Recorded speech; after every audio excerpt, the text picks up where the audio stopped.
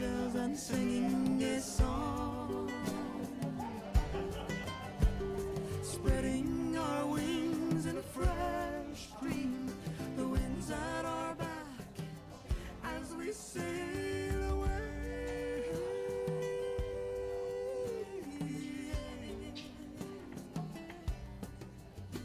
And wander.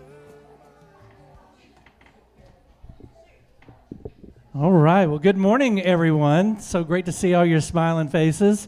I know we started today kind of dreary and rainy, but guess what? The sun is coming out, and we are going to make that happen this morning. I'm telling you, our energy is going to bring a beautiful day for us. So let's start off today, and let's start by singing. We're going to do 2 songs back to back.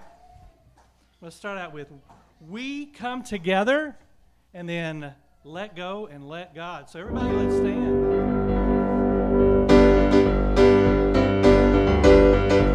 That's right, you can clap. Take a look at the person next to you. Say, God loves you and I love you too. Now feel the love in the sanctuary. Lift your voice and repeat after me. We come together. We come together. Sing it. We come together. In the name of love, we come together. We come together. We come together. In the name of love. Clap your hands.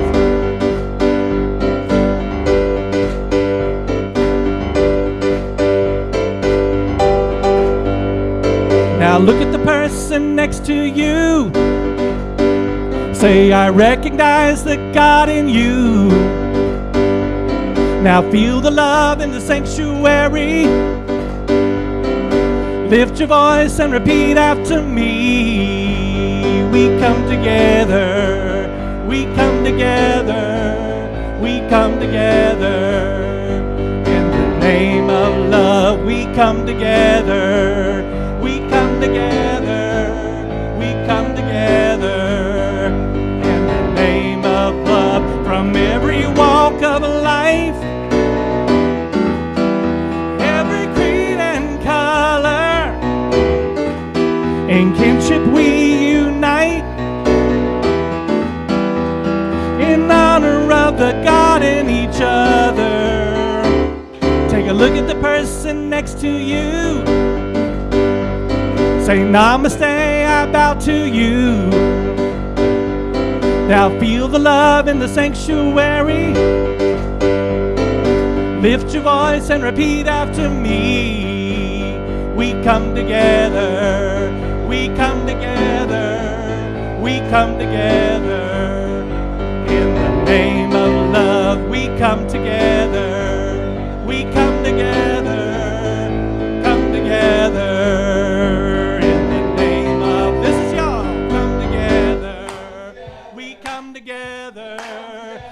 Come together in the name of love. We come together.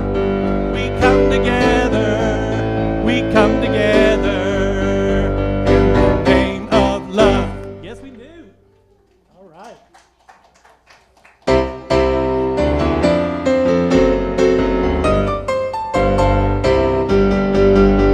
Some days I do.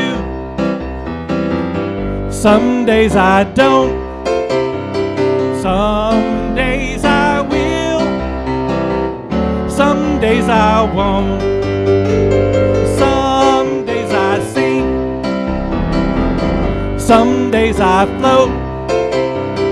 Some days I get real smart and live by this quote. And what is it?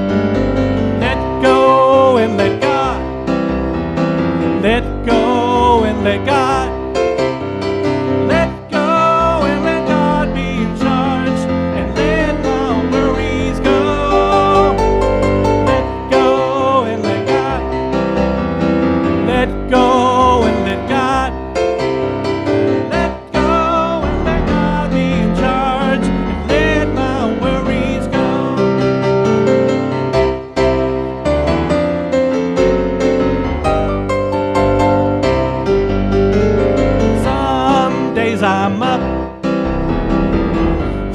days I'm down, sometimes I smile, some days I frown, some days I work, some days I play, some days I get real smart. Here's what I'll say: let go and let God. Let go and let God. Let go and let God be in charge, and let my worries go. Let go and let God. Let go and let God. Let go and let God be in charge, and let my worries go. What are we gonna do? Let go and let God be in charge, and let my worries go. See you later, worries. Thank you so much. All right, please be seated. All right, let's dismiss the kids. If you want to go have some fun with Miss Stephanie, you are dismissed.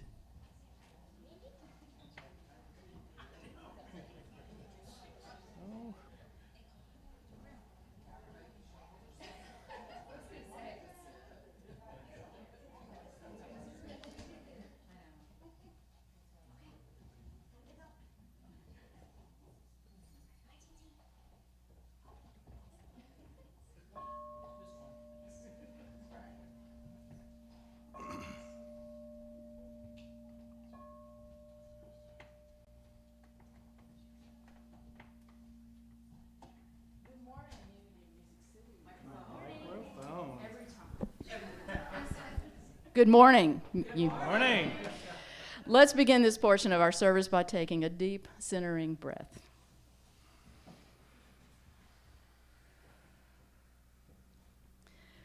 Today's centering statement is, I operate at the vibration of love.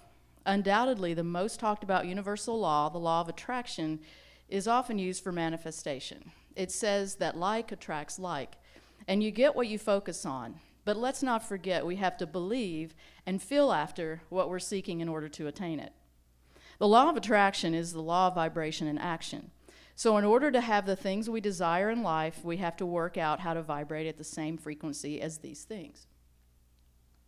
This law applies to everything that exists in the universe, from tangible things like objects, people, and situations to intangible things like thoughts, feelings, and emotions. This is why people experience phenomenon like a lucky streak or a downward spiral. It is no coincidence that when things are looking up, it gets better, and when things appear worse, things can go in that direction. It all comes down to our energy. Our energy is constantly attracting situations, events, and experiences that are a direct match for our energy. By applying the law of attraction in our own lives, we can have absolute clarity over why situations occur the way they do, and more importantly, what we can do to shift our energy and change the outcomes we receive. The real lesson here is that being positive, proactive, and loving attracts more of the same into our lives. Meanwhile, pessimism, fear, and anger will lead us to generate more negative experiences in all aspects of life.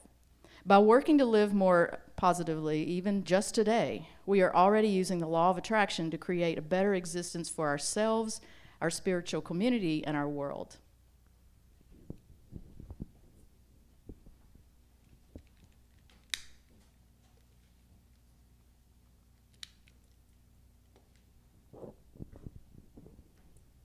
And now, please repeat these affirming statements after me. I attract everything that I desire. I attract everything that I desire. My positive outlook is transforming my life. My positive outlook is transforming my life. Abundance surrounds me wherever I go.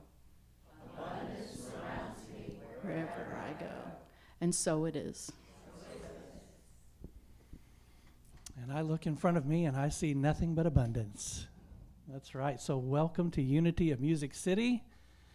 We say that we are a place for spiritual transformation, and that means that no matter what spiritual path you are on, and the most important thing is that you are on a spiritual path, but whatever spiritual path you're on, you will find nothing but love and support here. This place is a judgment-free zone. We are here to love one another. That's what we practice, and that's why we're here. So welcome, everybody. I think Julie's also got some announcements for us. That's right. Don't go too far. Remember this time. All right, announcements for Sunday, April the 16th. I was just handed this by Stephanie. Thank you very much. All right. Trial by fire. Our youth program is open to all youth. If you have a young person who would like to share in some playful, spiritually uplifting activities, please speak with Stephanie, our youth director. Stephanie reminds all families they need to fill out the youth registration forms, which can be found on the church website. There is membership orientation class forming for those interested in deepening your commitment. I want to read this as a spiritual statement for some reason. Go for it. It's all spiritual, right? Let me get in the different voice here. Announcement voice. Membership allows you to vote on official business and to step into leadership positions. I'm still doing it. Membership is open to adults 18 and older and for both in-person and or remote attendees. There will be 4 conference calls via Zoom during May and June, followed by Recognition Sunday. Simply submit a membership application found on the homepage of unitymusiccity.com. Application should be submitted by Monday, April 24th, so that the class schedule can be determined by the group. Call or text Valerie, 615-414-8899. Hope y'all got that. For further questions, 414-8899.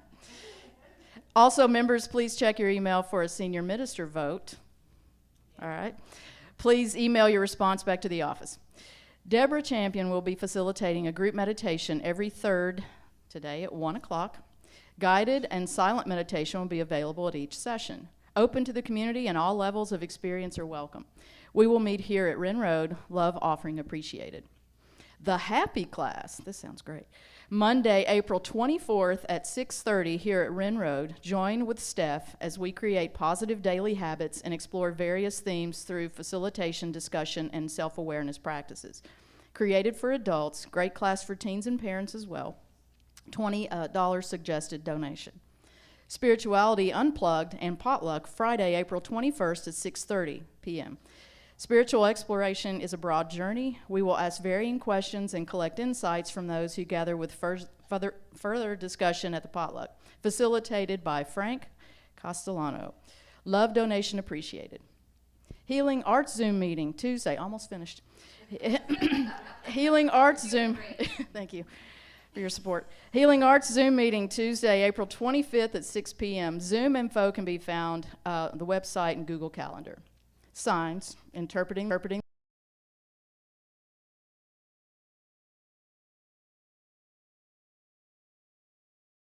signs mean. What of those like Pharaoh who did not heed the signs? How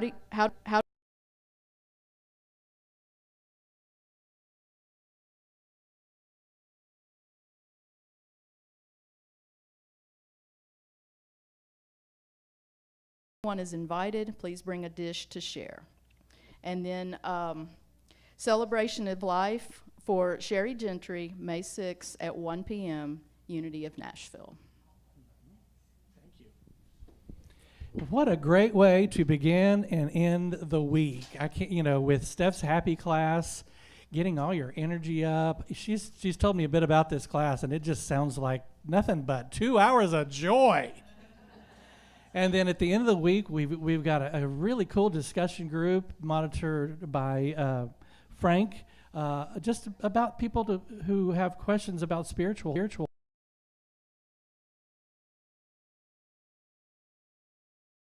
Ask other people about spiritual issues. That's a great place to do it. So what a great week we've got ahead of us. So it's time to sing. Let's sing a little bit now. And it's one of our favorites. We did this week before last. And let's do it again. It doesn't need any introduction. Stand up.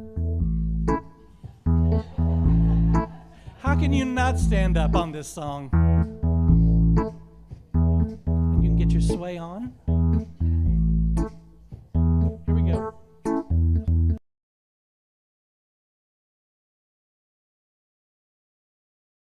and it truly is. I can see all obstacles in my way.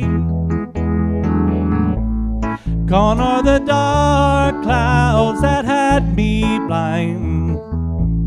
It's gonna be a bright, bright, sunshiny day. Yes, I can make it now, the pain is gone. All of the bad feelings have disappeared. Here is that rainbow I've been praying for. It's gonna be a bright, bright, sunshiny day. Look all around, there's nothing but blue skies. Look straight ahead, there's nothing but blue skies. Yes, I can make it now, the pain is gone. All of the bad feelings have disappeared. Here is that rainbow I've been praying for. It's gonna be a bright, bright, sunshiny day. Look all around, there's nothing but blue skies. Look straight ahead, there's nothing but blue skies. I can see clearly now, the rain is gone.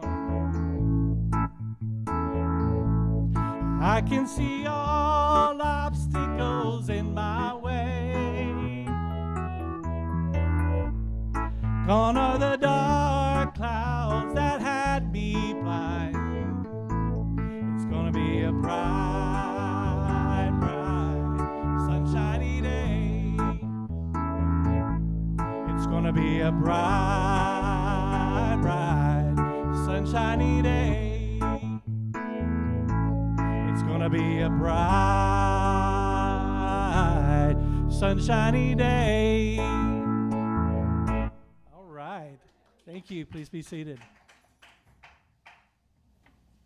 Good morning, everyone, on this bright, sunshiny day. It's such a pleasure to see you here.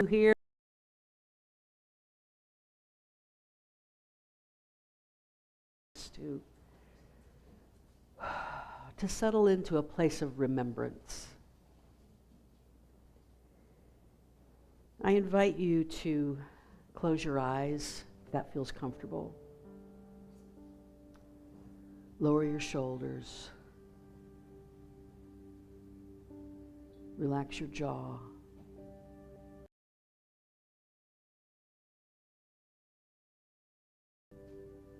If you feel tension in a particular spot in your body right now, just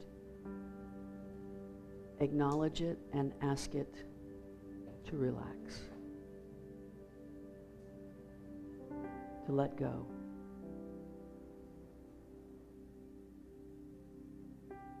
You are safe in this space.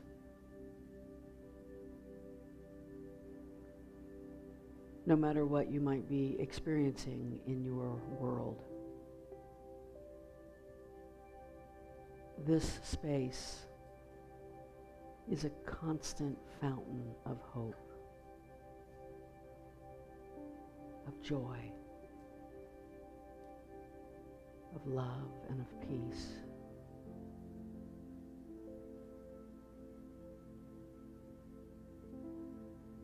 We come to this space often because it rejuvenates us. It makes us ready for all that is ours to do. But we also come to this space because this is our true nature.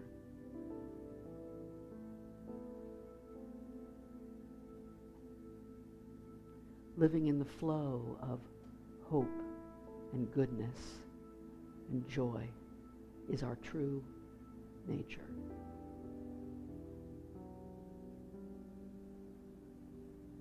And when we spend time in this space, we're just coming home.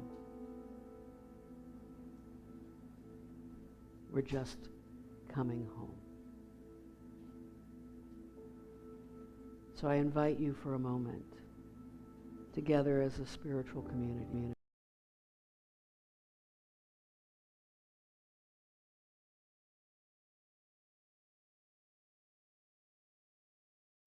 And joy, and peace, and love. Let no other thought in. All other energies must leave this space for a time together.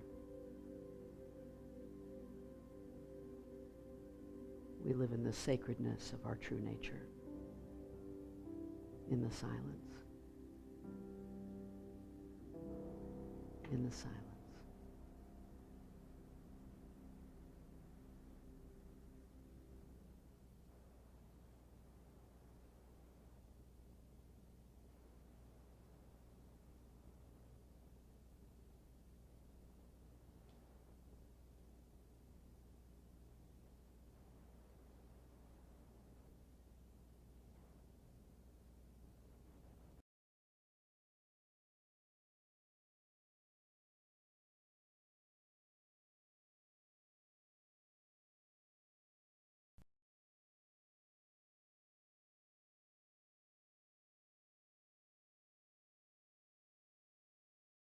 Time to align my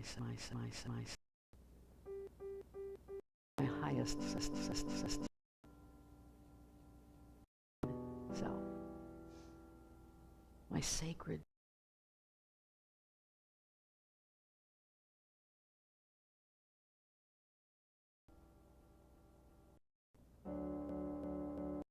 bounty to me and me.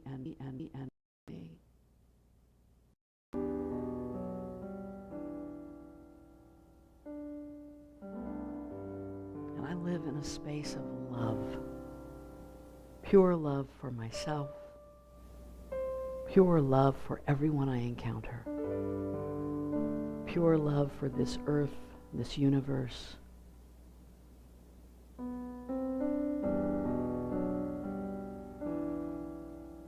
And I do my part in healing the planet by living from that space as much as I possibly can, showing up as divine love. And so it is.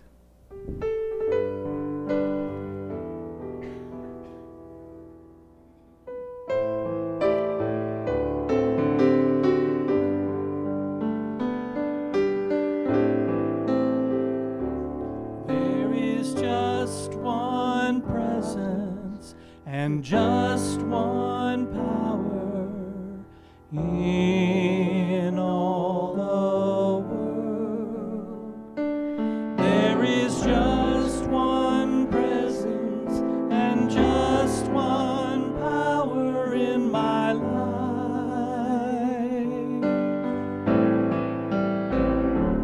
There is just one presence and just one power. God is with us each and every hour. There is just one presence and just one power in my life. There is just one presence and just one power in all the world. There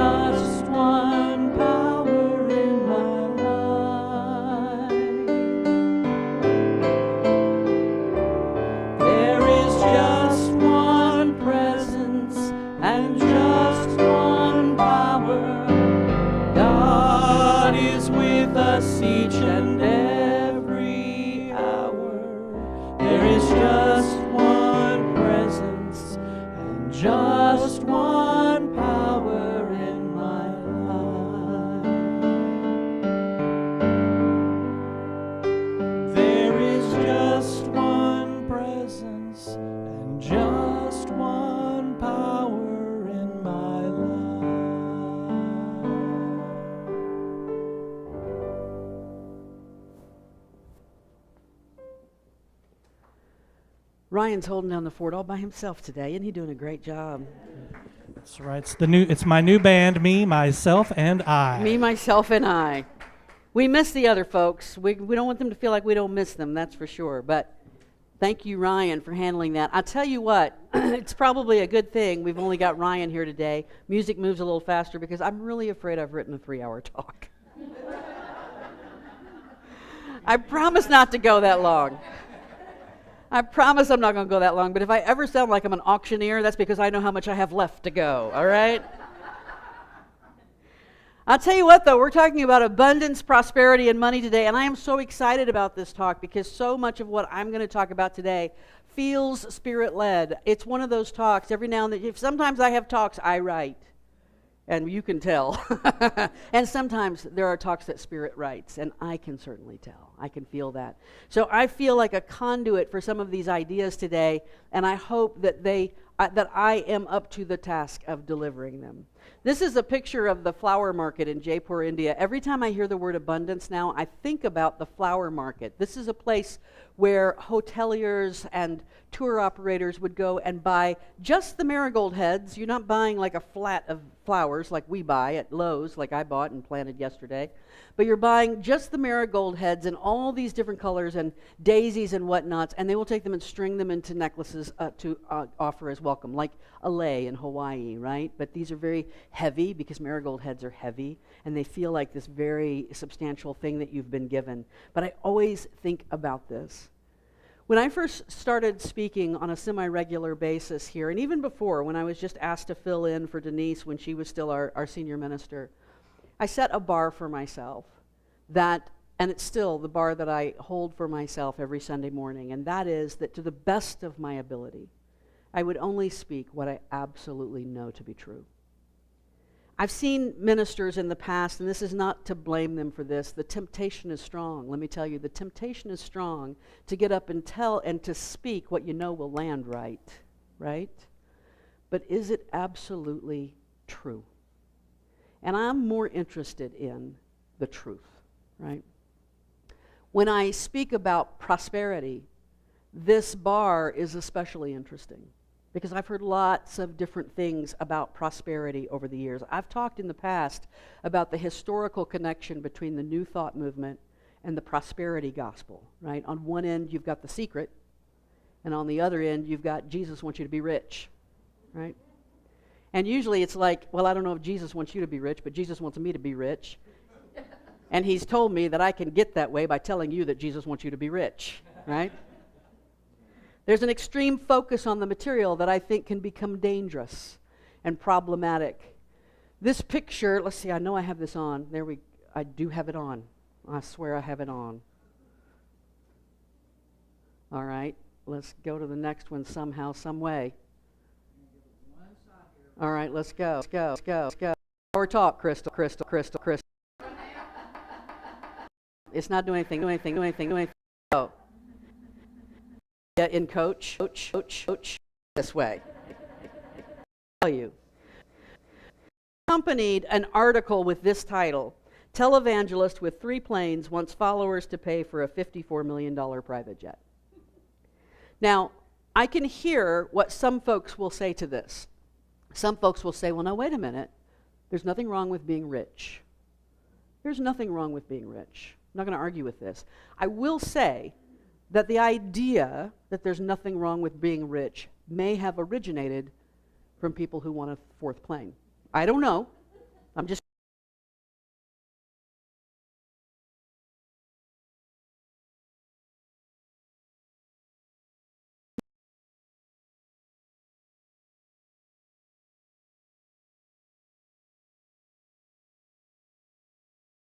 little old ladies on social for their from so there's something about I'm not going to come out and say wrong. There's something about that that's not quite right for me. And it's created something that we see on the internet a lot these days. It's created a lot of folks who are deconstructing their Christianity because something about this stank to high heaven for them. And they want to find something true. I saw this past week and I just could not resist. Irony as a pastor asking for your money to solve church problems and advising you to pray to solve yours.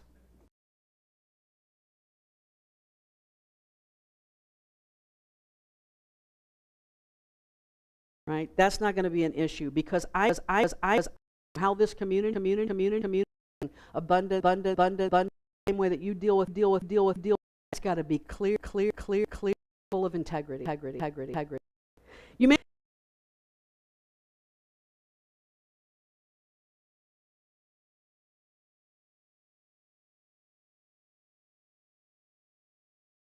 knots. We call it happening over the last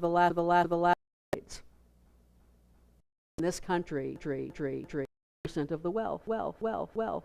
And the next 9% hold about 38% of the wealth. The top 10% own 70% of the wealth. I've heard some folks talk about that in spiritual terms. I'll get to that in just a moment. But before, just to help you understand a little,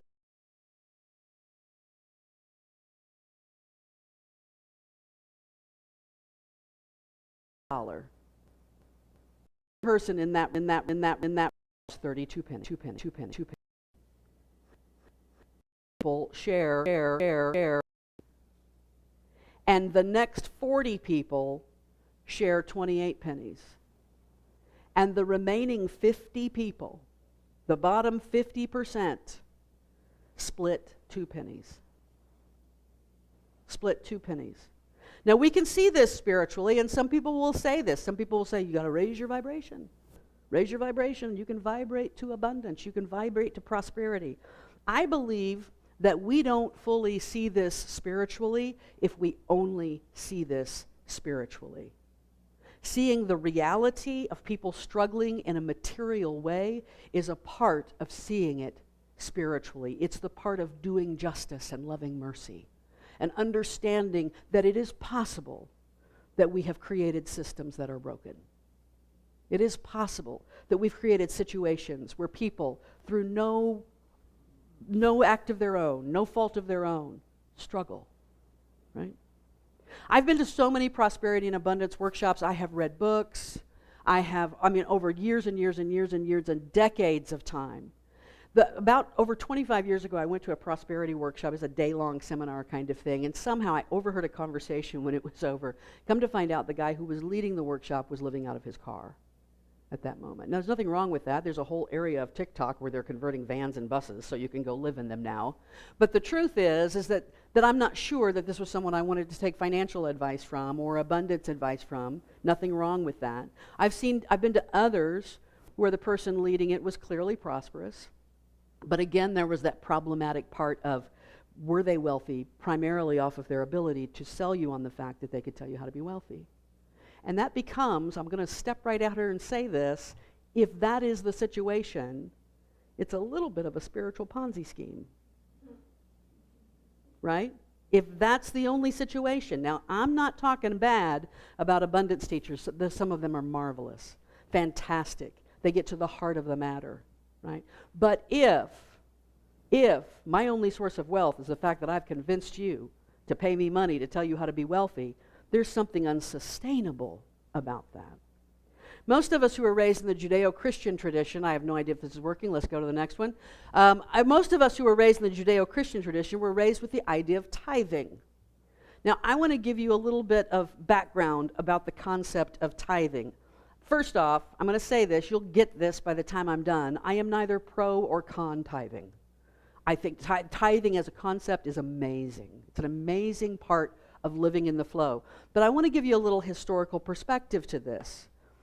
Tithing was never a command given to the Christian world. Tithing was an Old Testament concept. It was among the ancient Judaic law, the ancient Hebrew law. It's primarily mentioned in books like Numbers and Deuteronomy, Leviticus, Malachi, those kind of books. And what it specifically referred to is that a tenth, we call it tithe because that's an Old English word for tenth, that a tenth of the produce of the land and the livestock should be given to support the Levites, who were the tribe of Israel that were the priests and the assistants to the priests. I want to read Deuteronomy 14:22 through 29. This is from the Message. But I usually, whenever I read something from the Message, I check it against the NIV or the New American Standard Version, and this reads pretty true. This reads very true, as a matter of fact. The only difference is that this guy refers to God, your God, where the NIV refers to the Lord your God. I'm sure he's saying, God, your God. I hear it as God, your God, right? I've heard a lot of preachers preach from this particular text, but they stop at a certain point, and you'll probably know which point they stop at. Well, I'll tell you. How about that? It says this, make an offering of 10%, a tithe of all the produce which grows in your fields year after year. Bring this into the presence of God, your God, at the place he designates for worship, and there eat the tithe from your grain, wine, and oil, and the firstborn from your herds and flocks. Did y'all hear that? It didn't say give it. It said eat it, right? In this way, you will learn to live in deep reverence before God, your God, as long as you live. But if the place God, your God, designates for worship is too far away and you can't carry your tithe that far, God, your God, will still bless you. Exchange your tithe for money and take the money to the place God, your God, has chosen to be worshiped. Now, most preachers I know have stopped right there. And they'll tell you, well, we don't live in a time where you got a wheat field in your backyard or goats in your backyard. We live in a time that's run by money. So bring your money into the church, right? Just like that. I know, it's scary. It's frightening. I want you to come up here and put into my hand what you would put into God's hand, right? All right. But it goes on after that, right? Turn your tithe into money, and then it says, use the money to buy anything you want. Never heard a Nazarene preacher go that far. Use the money to buy anything you want, cattle, sheep, wine, or beer. The NIV says fermented drink, but wine or beer. Anything that looks good to you. You and your family can then feast in the presence of God, your God, and have a good time. Hallelujah. I just converted to the Jewish faith. I don't know if... In the New Testament, we don't hear a lot about tithing, but we hear a lot about giving, right? We know some of these verses. Luke 6:38, give and it shall be given unto you, good measure, pressed down, shaken together, running over, will be put into your lap. For with the measure you use, it will be measured back to you. Acts 20:35, it is more blessed to give than to receive. 2 Corinthians 9:7, which may be my favorite one of all. Each one must give as he has decided in his heart, not reluctantly or under compulsion, for God loves a cheerful giver. The few times that Jesus actually even refers to tithing, he's almost doing it as a way of calling people out. During that week that we traveled with Jesus the last 2 Sundays over Passover, or Palm Sunday, and Easter Sunday, we remember there was a day where the scribes and the Pharisees and the Sadducees were coming to Jesus and they were testing him. And during this time, Matthew 23:23, Jesus turns to them and says, woe to you, scribes and Pharisees, hypocrites. I love it when Jesus starts name calling. Like, I don't like name calling, but it's like he makes me feel like I can't be too far off course, right, when I get angry. So I really, thank you, Jesus. Woe to you, scribes and Pharisees, hypocrites, for you tithe mint and dill and cumin and have neglected the weightier matters of the law, justice and mercy and faithfulness. I like the way it's written in the Message. The Message says, you're hopeless, you religion scholars and Pharisees, frauds. You keep meticulous account books, tithing on every nickel and dime you get, but on the meat of God's law, things like fairness and compassion and commitment, the absolute basics, you carelessly take it or leave it. Now, don't get me wrong, there is nothing wrong with following the practice of tithing. It's a very powerful practice for a lot of people. I do believe, as many have said before me, that when you tithe in good faith from a heart that's set in the right direction, that 9/10 goes farther than that 10/10 ever did. I believe that that's true. I'm not going to discount that. But what I'd like to do is put it in a slightly different perspective, shifting it from some kind of law to an intentional choice. And in a few moments, I'm also going to try to shift it from a quantitative rule to a qualitative energy. I recently saw a video of a Mormon church leader. It doesn't matter that he was Mormon. He could have been Baptist. He could have been Church of Christ. I've heard I've heard this from a lot of different directions. He just happened to be Mormon. And this is precisely what came out of his mouth. When people who are destitute have to choose between tithing and eating, they should tithe. And I'm here to tell you that I 100% disagree with him. Absolutely. Feed yourself first. Take care of yourself, right? I do believe that there is some power in giving what you don't have. Sometimes that is an incredible act of faith. You can be richly rewarded for stepping out on that act of faith, but I don't think we can put a lot of rules around that. It's part of the art of the spiritual journey. It's why we have to keep paying attention. We have to stay awake. We have to listen. It has to come from the voice within you. Because me standing up here and convincing you that you're hearing the voice of God and you need to give to this spiritual community will not serve you, will not serve me, and it will not serve this spiritual community. But this question of money, the material, it still has to be wrestled with. And we're going to deal with it a little bit today. There's a quote from Brahmarshi Pitamaha Patriji. He is the leader of something called the Pyramid Spiritual Societies movement. And he says, it is in material life that our spirituality is tested.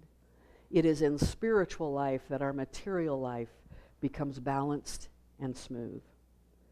Each one of us and this church undergoes this testing and this balancing and this smoothing that is inherent in the interplay of the material and the spiritual worlds. So the first thing I want to do is I want to spend just a moment. This is like Act 2. Act 1 was tithing. Act 2 of this talk is the nitty-gritty of our current church situation. Over the years, and I'm going to talk about some real concrete kind of stuff, and then Act 3 is going to be spiritual, all right? Act 2 is concrete. Over the years, this community has done a lot of abundance workshops. We've had seminars. We've read books. We've brought in abundance experts. We've done all kinds of things. Like a lot of small churches, a lot of small spiritual communities, the financial part of our experience together has had its ups and downs, right? We've generally seen bounty when we sold a piece of property. Kind of typical, maybe in your own personal life. You might know that experience, right? I'm going month to month, but I sold my house, and I got $60,000, and now I'm going to put a $60,000 down payment, and now I'm going month to month, right? Right? It's the way it goes a little bit sometimes. We've generally seen this bounty when we've sold a piece of property, but on an ongoing basis, it's been a little bit difficult at times. Now, I will say this. There were times, back when we were in our old building and we were going through tight times, when we would go to the banker and we would say, oh, we're struggling with, I don't know if we can pay our mortgage this month. We might be a couple weeks late. And oftentimes the banker would say, you know, compared to a lot of other small churches, y'all are doing great. So perspective helps, doesn't it? Perspective helps when we're thinking about these issues of the material world. We've also been tempted over the years, I've heard this in lots of different executive board meetings and leadership council meetings over decades now. It's tempting when we're struggling for someone to come along and say, well, we're doing it wrong. We're holding our mouth wrong. Our energy's not aligned. We need to do this differently. We need to do that differently. We need to follow this pattern laid out by this teacher in this book. We need to do something different. And I want to caution us against doing that too much. Because it's a little bit like wrapping our finances in this blanket of judgment. And undergirding that judgment is a sense of lack, right? So I want us to stay away from looking at all the things we must be doing wrong. We must be doing something wrong.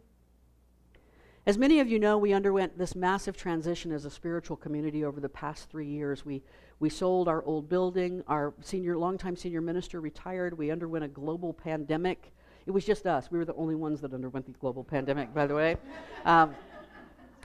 We sold our building. We made a decision as a community, a very solid, wise decision, even though at the time it was a decision of faith. We made the decision to say, we're going to sell our building, we're going to put that money in the bank, and we're only going to buy something that we can buy with cash. We had somewhere over $600,000 from the sale of that building, right? And then the real estate market went crazy. We just, a lot of folks were saying things like, including realtors we talked to, were saying it's impossible. It's going to be impossible to find what you want in Nashville for the money you have. But here we are, right? Here we are. We went into a space of rebuilding, and we're seeing new members, and we're seeing new people come through, and we're in this building that has no mortgage. We bought it for cash. Hallelujah. Right? And we have no taxes because we're a 501c3 and we're tax deductible, and everything you give to this community is tax deductible. Right? And so we have that going for us. And still, I need to tell you that every week, on an average, we bring in about 63% of what goes out. We bring in right around 2/3 of what we need to sustain a fairly small operation. And I'm going to talk about something very concrete in the way that we approach that, because people like to think about the concrete. I have talked to the Leadership Council about the problem that we have where people love to give money for special projects. We want to buy new chairs. Great, I can see a chair in my mind. I know that I give money, I get a chair, there's a chair. It helped that the old chairs sucked, right? That was a good driver of this. But people love to give money to something that they can concretely attach to. The problem is, the bulk of our need is in the general fund of the church, and it feels like a big black hole. People don't know what goes into that general fund. And also, when we have a special project that we're raising money for, people go, well, I'm going to take my money I normally give from here, and I'm going to go over here and I'm going to buy a chair with it, because I know what a chair looks like, but we still have all the same needs over here. So it dawned on me that what we need to do, our job as leadership, is to help you be able to picture what that money goes to on a regular basis, what that 100% that we have to pay, even when we only get 63%, we still have to pay. By the way, we have a slight cushion of leftover money from the building, but it will not last forever. And those folks who like to follow trends are already looking down the road going, what's the date where that runs out? I don't want to think that way. I'm not going to talk about that today. So I've asked the Leadership Council to help me paint a picture. And I haven't told them this part. I said maybe we could divide up every week. First week, we could talk about this area that we need to pay for. Second week, this area. I've decided to approach it like an English professor, and it's a people, places, things thing now, all right? So the first Sunday of every month, what I would like us to do is to remember that the money we give for our general fund goes to the people. These folks right here get some money for the work that they do here, all right? On the top left is Janet. She's our office administrator. She usually watches online. You may see her around here every now and then. She's been around with us a long time, and she knows everything about this organization. Joe Cool on the top right over there. I decided that at least one of our people had to be shown drinking a margarita. So, and it was this, yeah. Who brings us the music, and basically more than the music, even though he has these incredible, we have to have the money for his piano lessons. I don't know if you know this or not, but no. Brings us this music, he picks the music, he rehearses with the band, and on top of that, he's the glue of the service, right? He's weaving us from piece to piece to piece. And then you have down in the middle there Steph, who works with our children. You know her, that's her new husband Tim. He's often back there working with them. Crystal on the right, she's back there moderating our folks online. She's talking with them, responding to them, keeping our stream going, hitting the PowerPoint when I can't get the thing to work. And that little joker on the bottom left shows up every now and then and rambles for a while. But all of those folks, they have to be paid. And according to the rules of the 501c3, they have to be paid before everything else. You have to pay salaries first. You can't let salaries go. All of these people are on a small stipend. And I'll tell you 3 things about that. Every single one of those folks is part-time. None of those folks are getting rich. And every single person on that screen, especially the 4 to the right of the bottom left corner, are not paid what they deserve. As a matter of fact, if we had the money right now, I know who in my head gets the first raise. It's not the person on the bottom left, I can tell you that. I know who would get the first raise, but all of those people give far and above what we are able to pay them. The second Sunday, I'd like us to focus on places, going to the next building right there. We have our building here. You say, well, our building's paid off. Isn't that great? We don't have to worry about that. We got landscaping. We got lawn care. We got utilities. We've got paint. We've got upkeep. We need to stain the ramp out front. We'd like to add on to the deck back here. Wouldn't it be nice to get to the point where we have to talk about how to raise money for an addition on this building?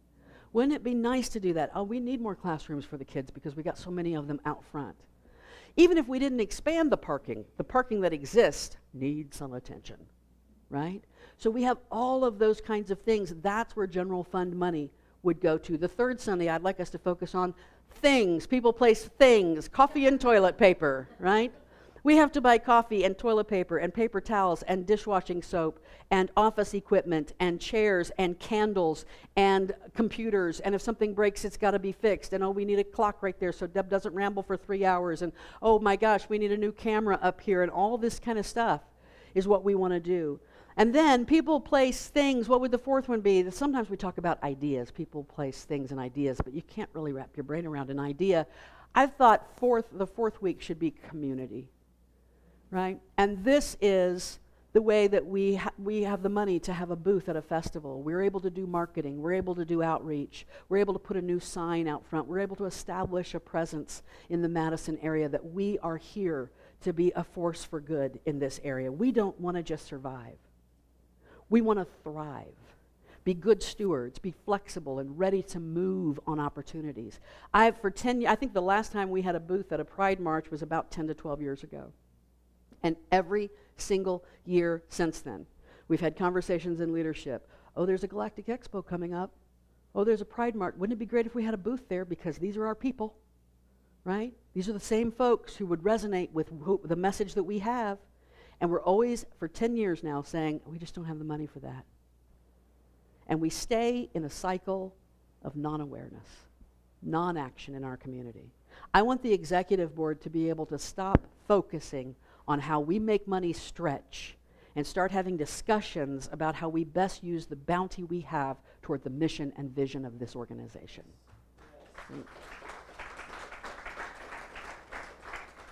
Now, often, as I said, when we have these kinds of conversations, people start brainstorming about the material. Well, we could do this. Well, we could do that. I want to say this one thing. Know that those of us who've been in leadership in this organization for a long time have probably thought of it before, right? I've heard the same suggestions come up. That doesn't mean don't make them. Maybe you have a fresh approach to that suggestion. We are open to it. But that's brainstorming, and that brainstorming has to do with the outer world. We do that. We need to do that. But I want to spend a few moments, Act 3, talking about the inner world of this. Right? I want to talk about the energies that drive abundance and prosperity in our lives. And those are the same whether we're talking about your personal journey or this spiritual organization. A lot of folks in New Thought are followers of A Course in Miracles. A Course in Miracles doesn't really talk about prosperity, but it talks about lack. And there's a quote from the Course that I want to start with here. It says this: a sense of separation from God is the only lack you really need correct. The good news is we're already doing that. We're coming together on a regular basis and reminding each other that we are one, that there is no separateness, that separateness is an illusion, right? That God and I are one. When we start to worry about money, we're in the illusion that we're not one with God. And know that I am looking in an invisible mirror when I speak that sentence. When we start to worry about money, we're living in the illusion that we are not one with God. So I love a good Venn diagram. I love a good Venn diagram.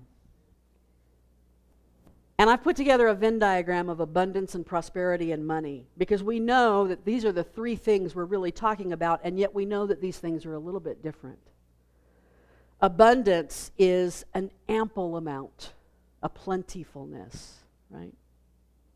Prosperity is more leaning into the idea of success, a thriving success. It's ongoing. Abundance is a single event. Prosperity is an ongoing timeline, right? Money is a medium of exchange that is an energy. And if you don't think of it as an energy, if you've always thought of it as just that physical thing that you hold in your hand, consider how many people these days can have and live an entire life and never even touch money.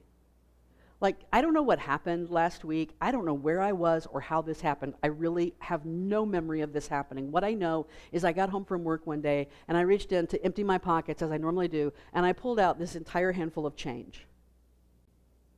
And I just stared at it, like, what am I supposed to do with this?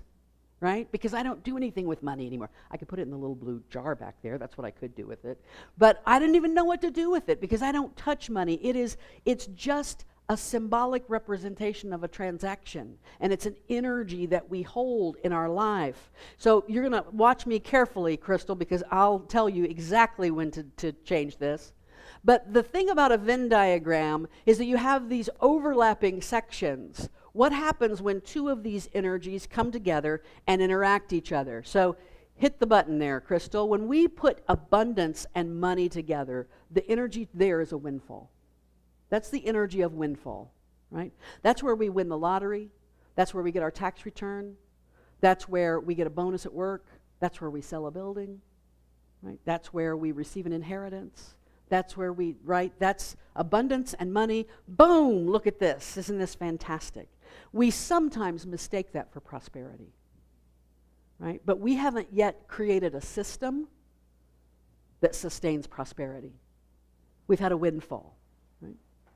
When we combine prosperity and money, we get profit. Nothing wrong with profit. Businesses are in the business to make profit. This has an element of sustainability and planning to it. You're putting out quarterly reports of estimated profits because you've purposely established a program that is successful in an ongoing kind of way. It's not just a one-off, right? You are now the same thing when you're creating your budget, right? Okay, am I making enough of my job? Am I making more than I've got prosperity happening? And I'm able to create this budget and go, oh, look, I have so much left over at the end of I actually have money left over at the end of the month, right? When we put abundance and prosperity together, we get a sense of expansion. Now, that may not have anything to do with money, right? Anytime there's growth of whatever kind, new members coming in is a place where abundance and prosperity are coming together for us. It's sustainable. We're getting new members coming in. We have new congregants. We're able to offer more workshops, classes, gatherings. That's the area of expansion that overlaps in our abundance and prosperity energy. On a personal basis, this is when we get some education, or we have a new understanding about something, or we get married, or we have children, or we have new experiences, or we go on vacation, right? We have a week. That's why when we come back from vacation, we're like, oh, I felt so alive. It's because I was living in a place of abundance and prosperity in my new experiences. Now, we have a space left over, and that's the space in the middle. Seems like it would be the ideal space. I tried to think for a long time about what word would be the overlap of all of these. Alignment, enlightenment, oneness, I don't know. So this is what I came up with. Wealth. The etymology of the word wealth is especially helpful here. It's an English word. It comes from the Old English word wela, which is connected to well or wheel, W-E-A-L. W-E-A-L is a word that basically means wellness or well-being. Wheel changes to wealth the same way that heal changes to health, right? It's the same shifting of the word. And in Old English, wealth meant happiness and prosperity in abundance. I love that, right? I am living in wealth. I am living in happiness and prosperity in abundance. As it moved into Middle English, it started to just refer to like money and possessions. It shifted to that. But I'm going back to the old version of that word. Happiness and prosperity and abundance. Every approach to wealth building, abundance and prosperity has had its pros and cons, whether it's tithing, the law of attraction, manifestation. We can learn from all those approaches, but I believe that there are three energies always present in moving into wealth. I call these the three energies of living wealth. I don't want to just live well anymore. I want to live wealth.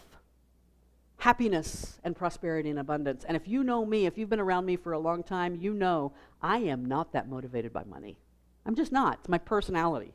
I'm just not. So when I say I want to live wealth, it has some much deeper meaning for me. So what are the three energies of living wealth? Number one, appreciation.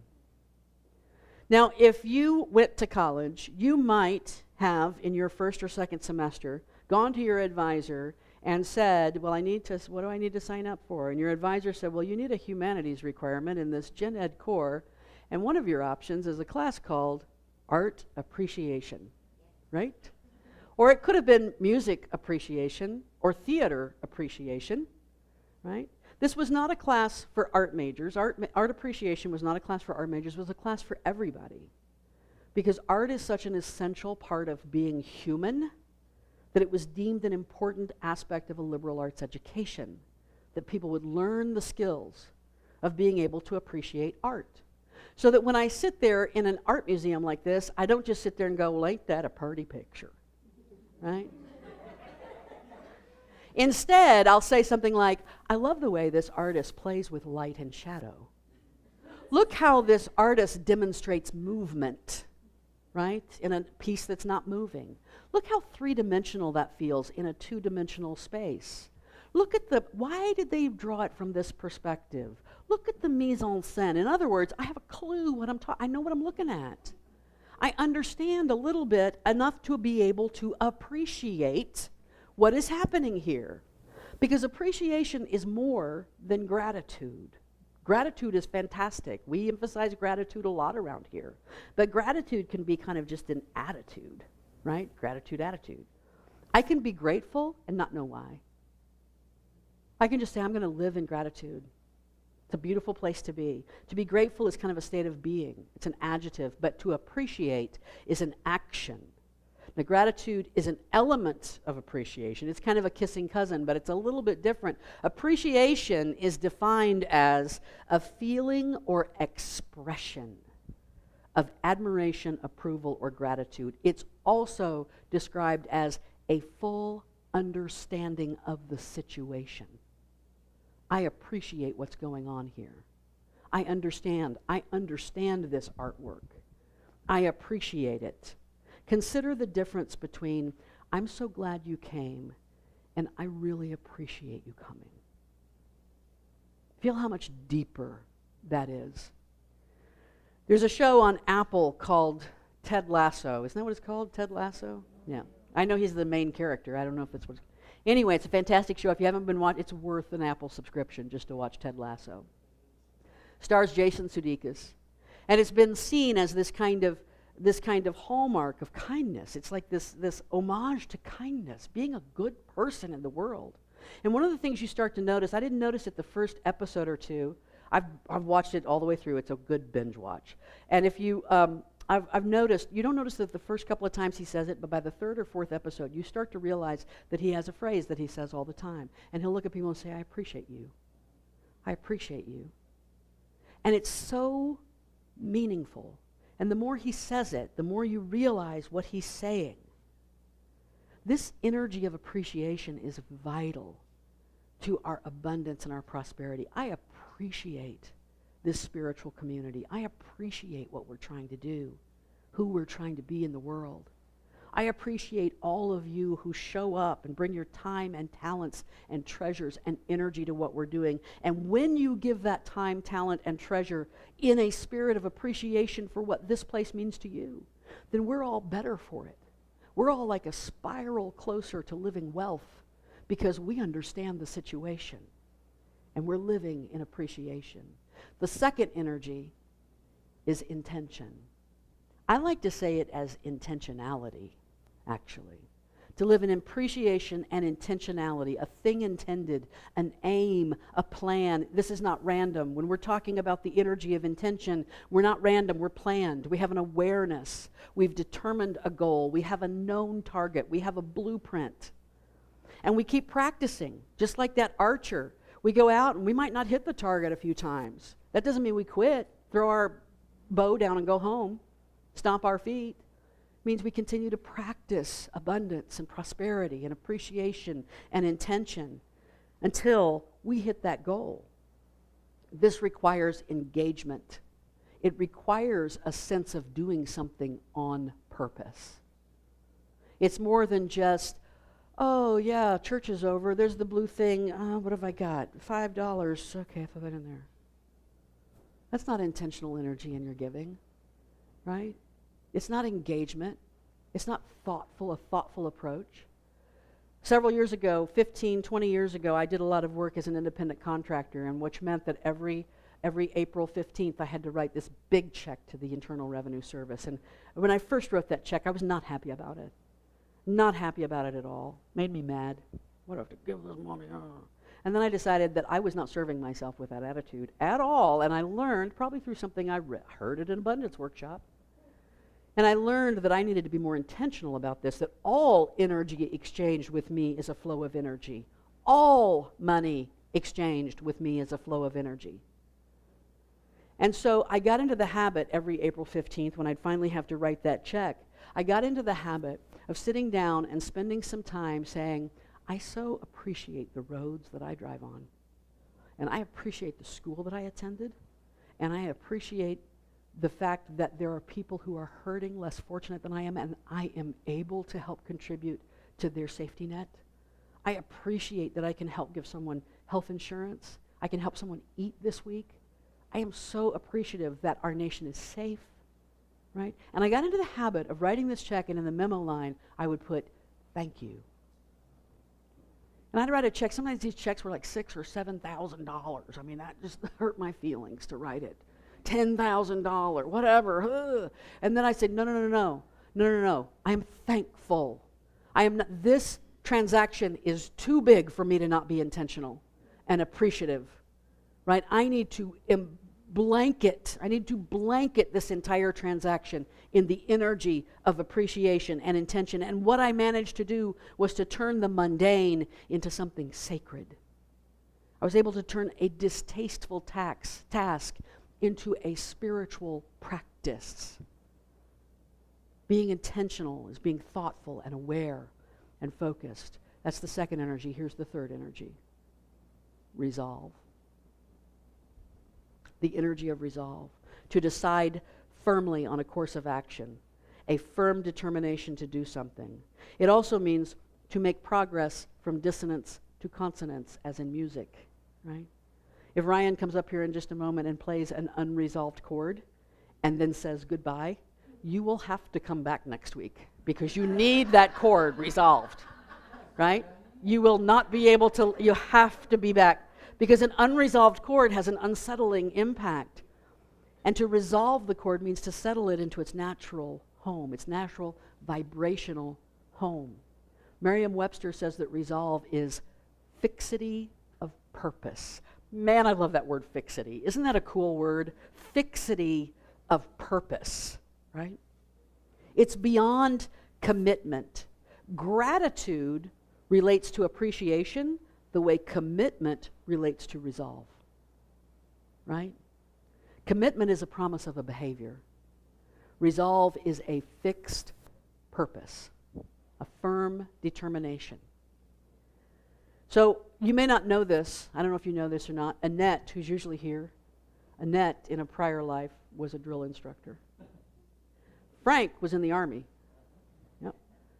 Dave, did you serve? Air Force. Tom, did you serve? What? Marine. Of course he's a Marine. Of course he is. Only a Marine can cut off the tip of his finger and go, whatever. Right, can we sew this? I don't know. I don't need it. It's okay. If any of you others served, thank you so much for your service to our country. I will tell you this. My nephew is a Marine, and I know this much about military basic training.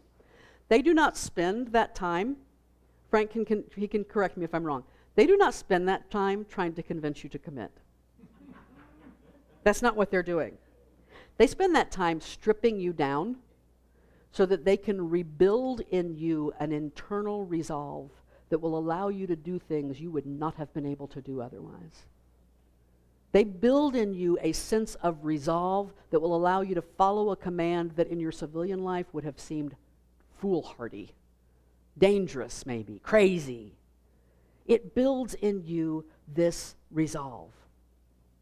This is why tithing works. Tithing works for people who resolve to do this, right? It's the energy of resolve behind the act. It's not just, oh, let me try this tithing thing for a little bit, see what happens, see if I can magically give 10% and God sends me a check. Right? That's not why tithing will work. Tithing works because someone says, I resolve to do this. I have an internal resolve that this is the way I live my life. I don't think the 10% is where the magic lives. I think it could be 3% or 5% or 15% or some fixed amount that you settle on. Where the magic lives is in the resolve to do it on a consistent, continuous basis, right? The energy of the resolve is the energy that relates to it, that Bible verse that says, with the measure that you use, it will be measured back to you. We often think of that verse in terms of how much you decide to give is how much you're going to get back, but let's not think about that quantitatively. Quantitatively, yes. Let's think about it qualitatively. I give in the energy of resolve, which means that when it comes back to me, it comes back with a fixity of purpose. It comes back to me in a way I cannot deny. Look at how God blessed me, because I live my life in this fixity of resolve. This creates a new kind of Venn diagram where we can put those there, where appreciation and resolve and intention now are contributing to wealth. And we can look at the combination of those. Appreciation and resolve engages the mind. Appreciation and resolve engages the mind, internalizing the knowing, the fixity of purpose combined with a full understanding of the situation, right? The energy of resolve and intention engages the body, the behavior, our material self, the way we show up, the actions we take. It's an intention with the resolve to carry it out. It's a plan with a determined course of action. It's a blueprint to move us from dissonance to consonance in our life and resolve us into our natural energetic home. And appreciation and intention engages our spirit. It is the sensitive awareness of the goal, the full understanding, right? The divine understanding of the power in turning the mundane into the spiritual. It's the true understanding of the power of our intention to manifest material reality from our spiritual truth. Next slide. We often refer to this as living in the flow. Several years ago, I'm in the wrap-up, by the way. This is the final monologue of the scene, so in case anybody's watching their clock. Several years ago, probably that same time that I was an independent contractor and having to write those big checks to the IRS, I was going through a time where I felt like I was living in a continual squeeze, a financial, energetic squeeze, right? And I was always trying to deal with how to make enough money. I made a lot of money. I had a lot of it going out. And it doesn't matter how much you make. It really doesn't. You can be in the same situation. But I began to notice that my language around this was consistent. That I continued to use this kind of language. I can't breathe. I feel like I can't breathe. If I could just come up for air for a minute, right? And so I fortunately started to listen to myself say that, and I began to respond to myself by saying, just breathe, Deb, just breathe. It's one of the reasons why I have a tattoo on my arm that says, just breathe. Just breathe. I did not plan this. It just happened. This is why Spirit's in charge of this. But it just so happens that the energies, I believe, are inherent in abundance and prosperity. Make the acronym AIR. Appreciation, intention, resolve. The ideal situation is that in your personal life and my personal life and the life of this spiritual community, that the air flows freely through all situations, that we live in the flow, that the breath of Spirit moves through your beingness and our collective beingness until we don't know where we end and it begins. We are appreciative and intentional and resolved. We live in bounty and we know where it comes from. We experience a true living wealth. We are awash in abundance, we are permeated with prosperity, and we are seeing all of this manifested in our material reality, because living wealth is your true nature, and it is the true nature of this spiritual community. Namaste.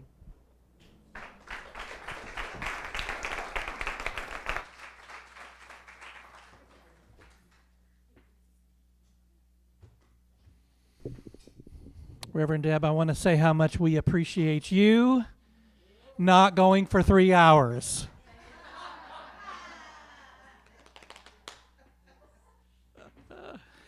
I want to tell everyone, if you have not seen this card, if you don't have it somewhere in your home in a place that's easily recognizable, I have it on my mirror, and I have one beside my desk. This is who we are and what we believe. And every time you step in, every time you give of your time, talent, and your treasures, this is what you're giving towards right here. This is what we are taking to the world right here. This is who we are. So if you don't have this, get it and look at it. And anytime you think of this spiritual community, this is a part of your thought process, because this is who we are. Second of all, just to kind of go along with what Reverend Deb was talking about, I just want to read our mission, vision, and purpose to kind of tag along with that, because a lot of you have heard this before, but some of you haven't. Our mission is to create experiences for expanding consciousness and awakening infinite possibilities. That's what our mission is. Our vision is to remember the universal presence alive in each of us. And our purpose is to create a sacred space for authentic transformation. That's who we are and what we do. So take just a moment to look at how you can give of your tithes and offerings. There's the PayPal code. The blue vase is there in the back. Automatic bank draft is always a good thing if you are as forgetful as I am. And Kroger Rewards gives us a little piece of that. And come and volunteer. We have, as you heard, we have so many events that are going on that we need help with. And guess what? Every person here has an idea for an event. And that is essential for us being who we are, because you are a part of who we are, right? All right. So as we think about that, let's say our blessing for prosperity. Divine love flowing through me blesses and multiplies all that I choose to give. And let's sing I Am Grateful.